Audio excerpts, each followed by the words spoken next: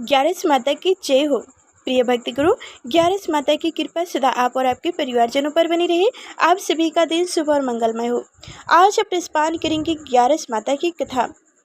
जेठ माह शुक्ल पक्ष की एकादशी पर ग्यारस माता की कथा आप सभी लोग ध्यान पूर्वक सुनिएगा।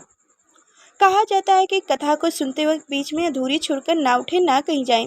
अगर आप ऐसा करते हैं तो जिन देवी देवताओं की आप कथा सुनते हैं उनका अपमान होता है, वो आपसे रुष्ट भी हो सकते हैं। तो ऐसा आप कदाचित भूलकर भी ना कीजिएगा। तो चलिए अब ध्यान पूर्वक ग्यारस माता की कथा सुनिए, जो एकादशी व्रत पे अनिवार्य होता है यह कथा सुनना। इस कथा से सुनकर ही आपका एकादशी का व्रत पूर्ण होता है। तो चलिए सुनते हैं। एक बार एक राज्य में एक राजा रहा करता था। राजा बहुत ही बुद्धिमान और बलशाली था। राजा सदैव अपनी प्रजा का बहुत अच्छे से ध्यान रखता था। प्रजा भी अपने राजा को बहुत पसंद किया करती थी। राजा की 2 बेटियां थीं। राजा अपनी दोनों बेटियों से बहुत प्रेम करता था। राजा की छोटी बेटी देखने में बहुत सुंदर और आकर्षित थी और राजा की बड़ी बेटी छोटी बेटी के मुताबिक थोड़ा कम सुंदर थी। राजा की छोटी बेटी ग्यारस माता की पूजा किया करती थी और सभी लोग राजा की छोटी बेटी से बहुत प्रेम करते थे और बहुत पसंद भी किया करती थी। राजा भी अपनी छोटी बेटी को बड़ी बेटी से अधिक प्रेम करता था, जिस कारण राजा की बड़ी बेटी को अपनी छोटी बहन से बहुत नफरत होने लगी थी। राजा की दोनों बेटियां जब बड़ी हो गई, तब एक पड़ोस राज्य में रहने वाला राजकुमार राजा की बड़ी बेटी के लिए रिश्ता लेकर आया। लेकिन जैसे ही उस राजकुमार की नज़र राजा की छोटी बेटी पर पड़ी, तो वह राजकुमार राजा की छोटी बेटी पर आकर्षित हो गया और उससे पहले नज़र में ही प्रेम कर बैठा। उस राजकुमार ने राजा की बड़ी बेटी के साथ विवाह करने से मना कर दिया और उसने राजा से कहा कि मैं आपकी छोटी बेटी से विवाह करना चाहता हूँ। जिसके बाद राजा की बड़ी बेटी यह देखकर अपनी छोटी बहन से बहुत क्रोधित हो गई और राजा की बड़ी बेटी ने अपनी छोटी बहन को अपना सबसे बड़ा दुश्मन मान लिया। राजा की बड़ी बेटी ने अपनी छोटी बहन से बदला लेने का निर्णय लिया, जिसके लिए उसने अपनी छोटी बहन को जान से मारने का प्लान बनाया। राजा की बड़ी बेटी ने अपनी छोटी बहन को मारने के लिए सबसे पहले एक लड्डू में जहर मिलाकर अपनी छोटी बहन को दे दिया और उसको लड्डू खाने के लिए कहा। लेकिन लड्डू खाने के बाद भी छोटी बहन को कुछ नहीं हुआ। बड़ी बहन यह देखकर बहुत आश्चर्यचकित हो गई, लेकिन बड़ी बहन ने हार नहीं मानी और उसने जब रात में छोटी बहन अपने कमरे में सो रही थी, तब एक मटके में सर्फ रखकर उसे कमरे में छोड़ दिया। लेकिन सर्फ भी छोटी बहन का कुछ नहीं कर पाया, जिसके बाद बड़ी बहन ने अपनी छोटी बहन से और बहुत ही क्रोधित हो गई, उसे और जलने लगी और अपनी छोटी बहन से कहा कि हे बहन, चलो हम लोग कुएं से पानी भर कर लाते हैं। जिसके लिए वह अपनी छोटी बहन को पानी भरने के बहाने कुएं के पास ले गई और उसने अपनी छोटी बहन को कुएं में धक्का दे दिया। लेकिन छोटी बहन को तब भी कुछ नहीं हुआ, क्योंकि हर बार ग्यारस माता उसकी रक्षा किया करती थी और उधर बड़ी बहन अपने सारे प्रयास के बाद असफल होती जा रही थी, जिससे वह बहुत क्रोधित होती जा रही थी। फिर उसने अपनी छोटी बहन के पास जाकर उससे खुद ही पूछा कि मेरी छोटी बहन, तुमको पता है भगवान ने सबकी मौत एक निश्चित समय पर लिखी है और कैसे तुम्हारी मौत होगी, क्या यह तुम जानती हो? तब छोटी बहन ने अपनी बड़ी बहन को बताया कि हाँ, मैं तो जानती हूँ मेरी मृत्यु कैसी होगी। छोटी बहन से यह सुनकर बड़ी बहन मन ही मन बहुत प्रसन्न होने लगी और उसने अपनी छोटी बहन से कहा कि तो मुझे अपनी मौत का राज बताओ। छोटी बहन ने अपनी बड़ी बहन से कहा कि मेरी मृत्यु तो एक तोते में है, जो तोते के गले में हार है, उससे मेरी मृत्यु होगी। जब तक कोई भी व्यक्ति तोते को मारकर वह हार अपने गले में पहनेगा तो मैं मूर्छित हो जाऊंगी और जैसे ही उस हार को अपने गले से उतारेगा तो मैं वापस से जीवित हो जाऊंगी। अपनी छोटी बहन की मृत्यु का राज जानकर बड़ी बहन बहुत ही खुश हो गई और उसने अपनी छोटी बहन को मारने के लिए उनके पालतू तोते को ढूंढना शुरू कर दिया और छोटी बहन को इस बात का आभास हो गया था कि कोई उसकी जान लेना चाहता है, जिसके लिए वह अपने पिता के पास गई और उसने अपने पिता से कहा कि पिताजी, मेरे मृत्यु के बाद आप मुझे जलाइएगा मत, बल्कि आप मुझे अपनी पुरानी हवेली में एक पलंग में लेटाकर छोड़ दीजिएगा। अपनी छोटी लड़की की यह बात सुनकर राजा बहुत आश्चर्यचकित हो गए। राजा ने अपनी छोटी बेटी से पूछी, बेटी, तुम यह क्या कह रही हो? तब राजा की छोटी बेटी ने बताया, पिताजी, समय किसी के लिए नहीं रुका है, कब क्या हो जाए किसी को कुछ पता नहीं है। और फिर राजा ने अपनी छोटी बेटी से कहा कि तुम ऐसी बातें क्यों करती रहती हो? 2-3 दिनों में तो तुम्हारा विवाह है। लेकिन छोटी बेटी ने अपने पिता को ऐसा करने से मजबूर कर दिया और उसने वचन ले लिया। राजा ने भी अपनी छोटी बेटी की बात स्वीकार कर ली और 2-3 दिनों के बाद जब शादी का समय आया तब राजकुमार बारात लेकर राजा के घर आया और राजकुमार और राजा की छोटी बेटी का विवाह शुरू हो गया। जैसे ही राजा की छोटी बेटी राजकुमार के साथ फेरे लेना शुरू करती है तो उसकी बड़ी बहन अपनी छोटी बहन के कमरे में जाकर उनके तोते को पकड़ लेती है और उनको जान से मार देती है। तोते की गले में जो हार था उसको अपने गले में धारण कर लेती है। जैसे ही बड़ी बहन उस हार को अपने गले में धारण करती है तो उधर छोटी बहन 3.5 ही फेरे ले पाती है और वहीं पर बेहोश होकर गिर जाती है। जिसके बाद राजा ने बड़े बड़े दर्द हकीमों को बुलवाया और अपनी छोटी बेटी का इलाज करने के लिए कहा। राजा की बात सुनकर वैद्य ने छोटी बेटी को जब चेक किया तो राजा को बताया कि आपकी छोटी बेटी ना तो जीवित है और ना ही मरी हुई है। यह मैं ऐसा पहली बार देख रहा हूँ। राजा ने वैद्य और हकीमों को यह बात बाहर बताने से मना कर दिया और उनको कहा कि अगर तुमने यह बात किसी को बाहर बताई तो हम तुम्हें फांसी दे देंगे। राजा ने अपनी छोटी बेटी को पुराने महल में ले जाकर एक पलंग में लिटा दिया और वहां पर कुछ सैनिक को तैयार कर दिया।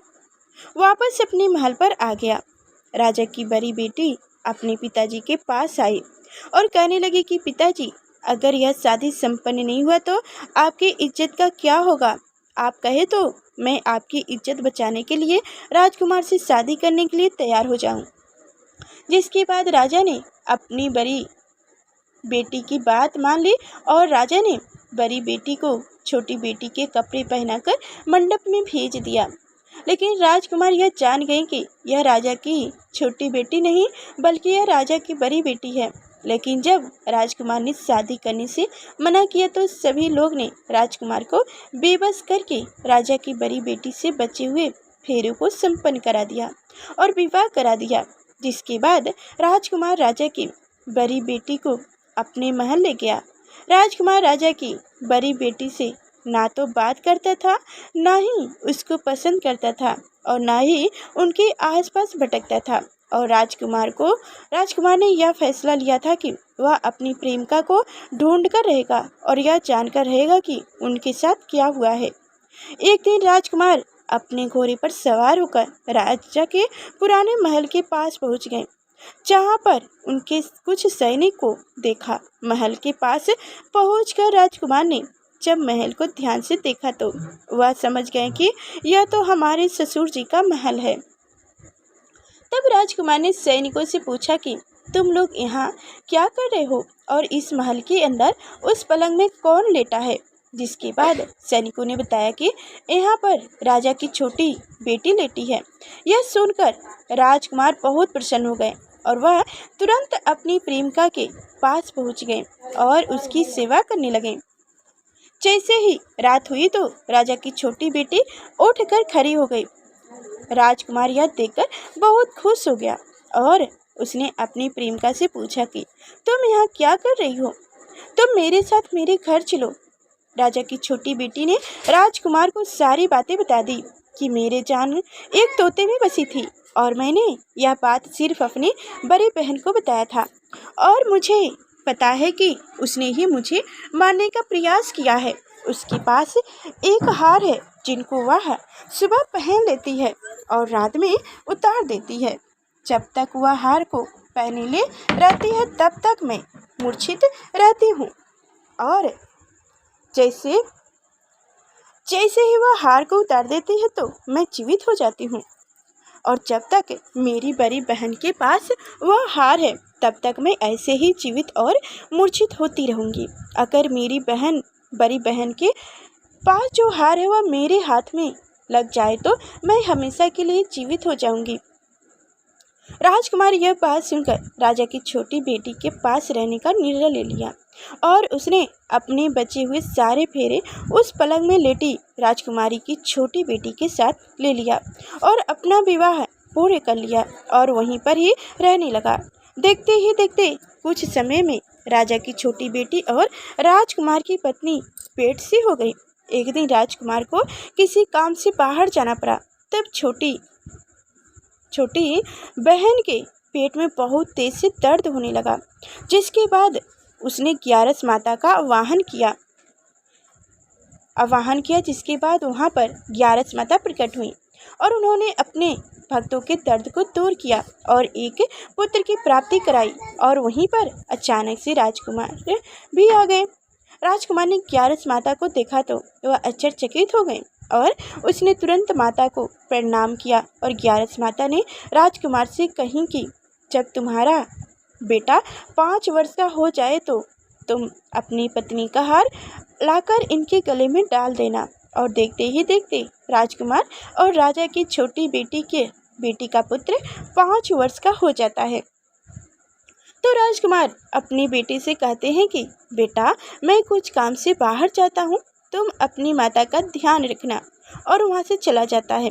राजा को बाहर निकलते देख बड़ी बहन के सैनिक देख लेते हैं और बड़ी बहन को जाकर सारी बातें बता देते हैं, जिसके बाद बड़ी बहन अपनी छोटी बहन के पुत्र को वहाँ से उठवा लेती है और उनको मार देती है। छोटी बेटी के पुत्र के बेटे के 2 टुकड़ा करवा देती है। पहला टुकड़ा चक्की के पास छुपा देती है और दूसरा टुकड़ा अपनी पलंग के नीचे रख लेती है। अब ग्यारस माता भिखारी का रूप लेकर आती हैं। एक भिखारी का रूप रखकर बड़ी बहन के पास चली जाती हैं, जिसके बाद वहाँ पर भिक्षा मांगने लगती हैं। बड़ी बहन अपने नौकरों से कहती है कि जाकर भिक्षा दे दो, लेकिन जैसे ही नौकर ग्यारस माता को भिक्षा देने के लिए आते हैं तो माता उन्हें मना कर देती है और कहती हैं कि मैं तुम्हारे महारानी से ही भिक्षा लूँगी। जिसके बाद बड़ी बहन स्वयं ही भिक्षा देने के लिए माता के पास आती है। तब माता एक बिल्ली का रूप लेकर उनके कमरे में चली जाती हैं और वहाँ पर छोटी बेटी के पुत्र को 2 टुकड़े को आपस में जोड़ देती हैं और उसे जीवित कर देती हैं।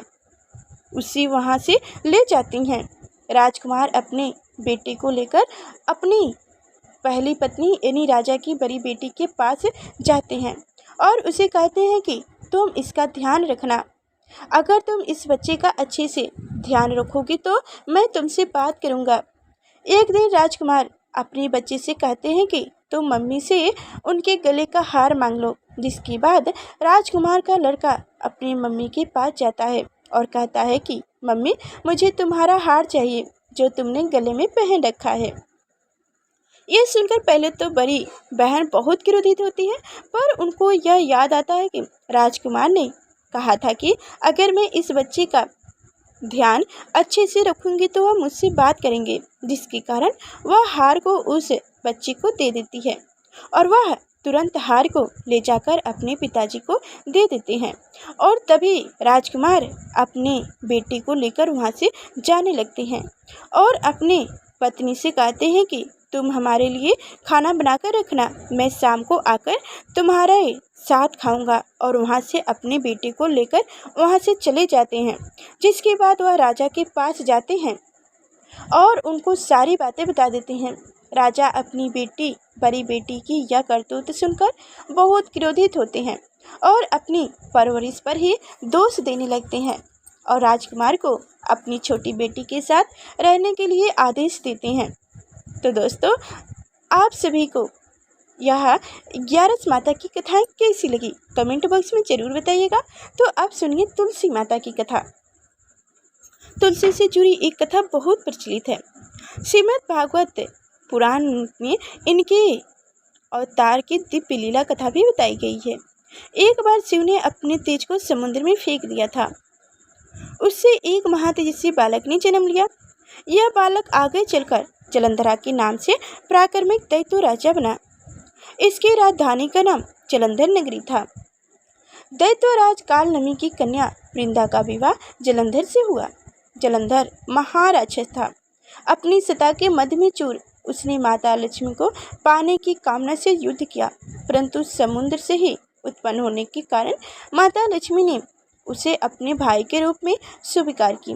वहां से पराजित होकर वह देवी पार्वती को पाने की लालसा से कैलाश पर्वत पर गया। भगवान शिव का ही रूप धारण कर माता पार्वती के समीप गया, परंतु माँ ने अपने योग बल से उसे तुरंत पहचान ली तथा वहां से अंतर ध्यान हो गया। देवी पार्वती ने क्रोध होकर सारा वृत्तांत भगवान विष्णु को सुनाई। जलंधर की पत्नी वृंदा अत्यंत पतिव्रता स्त्री थी। उसी के पतिव्रता धर्म की शक्ति से जलंधर ना तो मारा जाता था और ना ही पराजित होता था। इसलिए जलंधर का नाश करने के लिए वृंदा को पतिव्रता धर्म को भंग करना बहुत जरूरी था। इसी कारण भगवान विष्णु का वेश धारण कर वन में जा पहुँचे, जहाँ वृंदा अकेली भ्रमण कर रही थी। भगवान के साथ 2 मायावी राक्षस भी थे, जिन्हें देखकर वृंदा भयभीत हो गई। ऋषि ने वृंदा के सामने पल में दोनों को भस्म कर दिया। उनकी शक्ति देखकर वृंदा ने कैलाश पर्वत पर महादेव के साथ युद्ध कर रहे अपने पिता जलंधर के बारे में पूछा। ऋषि ने अपनी माया जाल से 2 बानर प्रकट किया। एक बानर के हाथ में जलंधर का सिर था तथा दूसरे के हाथ में धड़। अपने पति की यह दशा देखकर वृंदा मूर्छित होकर गिर पड़ी। होश में आने पर उन्होंने ऋषि रूपी भगवान से विनती की कि वह उनके पति को जीवित करें। भगवान ने अपनी माया से पुनः जलंधर का सिर धड़ से जोड़ दिया, परंतु स्वयं भी वह उसी शरीर में प्रवेश कर गया। वृंदा को इस छल का जरा सा भी आभास नहीं हुआ। जलंधर बने भगवान के साथ वृंदा पतिव्रता का व्यवहार करने लगी, जिससे उनका सतीत्व भंग हो गया। ऐसा होते ही वृंदा का पति जलंधर युद्ध में हार गया। इस सारी लीला का जब वृंदा को पता चला तो उसने क्रोध होकर भगवान विष्णु को शिला होने का श्राप दे दिया तथा स्वयं सती हो गई। जहाँ वृंदा भस्म हुई वहीं तुलसी का पौधा उगा। भगवान विष्णु ने वृंदा से कहा, हे वृंदा, तुम अपने सतीत्व के कारण मुझे लक्ष्मी से भी अत्यधिक प्रिय हो गई हो। अब तुम तुलसी के रूप में सदा मेरे साथ रहोगी। जो भी मनुष्य मेरे शालिग्राम रूप के साथ तुलसी का विवाह करेगा उसे इस लोक और परलोक में विपुल यश का प्राप्त होगा। जिस घर में तुलसी होती है वहाँ यम के दूत भी असमय नहीं जा सकते। गंगा एवं नर्मदा के जल में स्नान तथा तुलसी का पूजन बराबर माना जाता है। चाहे मानुष कितना भी पापी क्यों न हो, मृत्यु के समय जिनके प्राण मंजरी रहित तुलसी और गंगा जल मुख में रखकर निकल जाते हैं, वह पापों से मुक्त होकर वैकुंठ धाम को प्राप्त होते हैं। जो मानव तुलसी एवं आंवले की छांव में अपने पितरों का श्रद्धा करते हैं, उनके पितृ मोक्ष को प्राप्त हो जाते हैं। जय हो तुलसी मैया, जय श्री हरि, जय माँ लक्ष्मी। तो प्यारे भक्तों, आप सभी को हमारी कथाएं कैसी लगी कमेंट बॉक्स में जरूर बताइएगा। और अभी तक हमारे चैनल को सब्सक्राइब नहीं किए तो सब्सक्राइब करके बेल आइकन की घंटी दबा दीजिएगा, ताकि आगे जब भी मैं ऐसी व्रत कथा व्रत के विधि के बारे में जो भी कोई जानकारी लेकर आऊँ तो सबसे पहले आप तक नोटिफिकेशन पहुँचे। जो मेरी जानकारी को सबसे पहले आप जान सकें और कथा को सुन सकें। तो फिर मिलेंगे अगले नेक्स्ट वीडियो में, तब तक के लिए धन्यवाद।